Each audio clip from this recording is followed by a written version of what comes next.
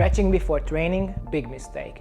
Here's how to do it right. Would it surprise you if I told you that you are hurting your progress with your very first movements? What if I said that from the beginning you've been doing the exact opposite of what you should? Your intention is good, but the way you do it might be setting you back. So what's this guy talking about now? Stretching equals warming up? This is one of the most common misconceptions I see before workouts. Someone sits down on the mat, bends forward to stretch their hamstrings, pull their heel to their glute to stretch their quads, stretches out their shoulders and then jumps straight into the workout. But stretching is not the same as warming up. They serve completely different purposes. Stretching is typically passive, when you hold a position and let the muscle lengthen. Warming up is active. You prepare your body through movement, blood flow and nervous system activation to perform at your best. So if all you do before training is long static stretches, you are not preparing your body, you're actually dulling its responses, giving yourself less chance to perform explosively. In fact, it can do the opposite of what you want. It can reduce muscle tone, decrease your ability to contract with force, and ultimately hurt your performance. Your body may feel looser but not sharper. This video is going to set the record straight. We will break down how to properly warm up when stretching actually makes sense and what to do if you are not here to work out but to level up. What do science and experience say? Multiple studies have examined this topic, and by now we know that holding static stretches for 30 to 60 seconds can decrease maximum force output and slow down muscle contraction speed. Shorter static stretches around 50 to 30 seconds have minimal impact on strength, but longer or higher volume stretching sessions can reduce overall performance. This is especially critical in sports or workouts that require speed and explosiveness like sprinting, Olympic lifting or bodyweight strength training, where every percentage point of output matters. In contrast, dynamic stretching actually boosts performance before training. So how should you do it right? The old dogma has been disproven. It used to be thought that static stretching helps prevent injuries. But today, we know that the best way to protect your body is through a proper warm-up, which means mobility work combined with nervous system activation. Here's what that should look like. Let's go through a simplified full-body warm-up routine. Start from the top and work your way down so you can prepare all major joints and muscle chains for movement. First, general mobilization, about 5 to 6 minutes. Begin with head movements. Gently tilt your head forward, backward, to the right and left, then slowly rotate it to each side. At this point, you can hold a light side stretch for 8 to 10 seconds, then finish this part with small circular motions. Move on to the shoulders. Start with backward shoulder circles, first with alternating arms, then with both arms simultaneously, allowing your chest to open up as well. Continue with arm swings forward and to the sides, followed by chest openers and scapular retraction, and then reverse this movement to engage the back with light contractions. In my personal routine, this is where I often add a few moves from my earlier dance background to make the flow smoother. Next, move downward and roll toward the floor to mobilize your posterior chain. Let your upper body hang for a few seconds, then reach toward the floor 8 to 10 times. You can do this to the center and also to the right and the left sides. From there, transition into core mobilization.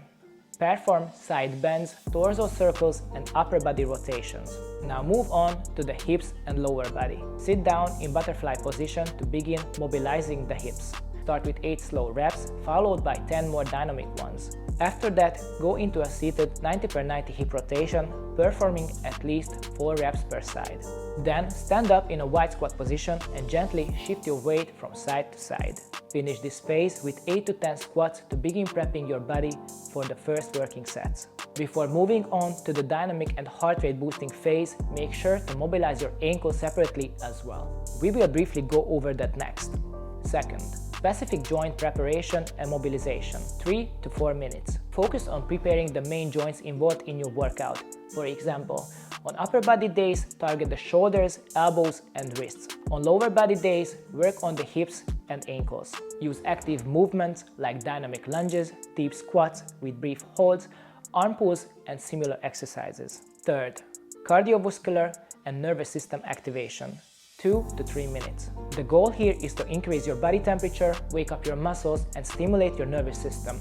You can include light jogging in place, progressive running drills, jumping jack, high knees, dynamic plank variations, depending on the type of workout you're about to do. After this, your body will be at optimal temperature, your joints will be mobile, your nervous system will be alert, and you will be mentally ready to start your first working set. If you want to be sure you are not just warming up somehow, but actually preparing your body the right way, the Final Form app has fully structured, guided warm-up routines ready for you. Whether it's an upper body day, leg day, or a full body session, you will find the right prep block to match. And the same goes for stretching. After each workout, you will guided, targeted cooldown and stretching routines to make your progress not just faster, but safer too. Join the team, download the Final Form app from the App Store or Google Play, and start training consciously, step by step, building your body the way it deserves. We've talked about what to do before your workout, but what about during it? Let's break this down properly so we can cover every stage. When can stretching actually be useful during a workout? First, stretch-induced hypertrophy. More and more studies are showing that keeping a muscle under tension in a stretch position, like at the bottom of a rep, increases the mechanical load on the muscle fibers, and that can lead to more growth. Example, after Bulgarian split squats, hold the stretch position for a few seconds, or pause and squeeze at the top of a hip thrust, keeping your hips fully extended. These holds, especially when combined with eccentric tension, can boost muscle growth signals like mTOR activation. Second, better mind-muscle connection. If you statically stretch the same muscle for a few seconds right after a set, you will often feel it better in the next round. This can be especially helpful with muscles that are hard to activate, like the chest, back, or hamstring. Third, mental and technical reset. Sometimes a short 10 to 15 second stretch between sets help you reconnect with the target muscle or reset focus if your form started slipping. I recommend this when you are physically okay but mentally drifting a bit and you need to pull yourself back in so your next set actually hits the way it should. Let's look at the other side. When shouldn't you stretch during your workout? First, when you're in a fatigue state. Like I mentioned earlier, if you're only mentally tired but physically fine, a short 10 to 15 second stretch for the working muscle group can refocus. But if your body is already physically exhausted or you are nearing the end of your workout, your top priority should be to switch into energy saving mode and put everything you get into those last sets. Stretching at this point can cause excessive inhibition by triggering the Golgi tendon organ, the structure where the muscle connects to the tendon. If the tension is too high or comes on too quickly, it activates a reflex response to protect the muscle from tearing. Second, when muscle activation is dropping. A long static stretch, 30 seconds or more, can reduce the muscle's ability to generate force in the next set. For example, stretching your triceps before dips or holding a low back stretch like pressing your arm against a wall or pulling it back before push-ups can reduce pressing strength and make the movement feel unstable. Third, when you're doing fast, explosive movements. During power training, plyometrics or Olympic-style lifts, static stretching can be counterproductive because it dulls your nervous system.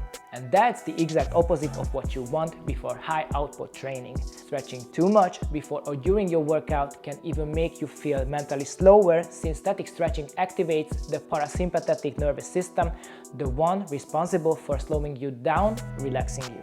But what you really need before training is sympathetic activation, the fight or flight state. It sharpens your focus, boosts circulation, and creates the ideal internal environment for peak performance. Everything has its time and place. After you work out, when you no longer need high neural alertness, stretching helps with recovery, releasing muscle tension, and cooling down your system. It's a great way to close your training and shift gears after an intense session. Just like you wouldn't shut off a race car the moment it leaves the track. You let the engine idle and cool down in the garage.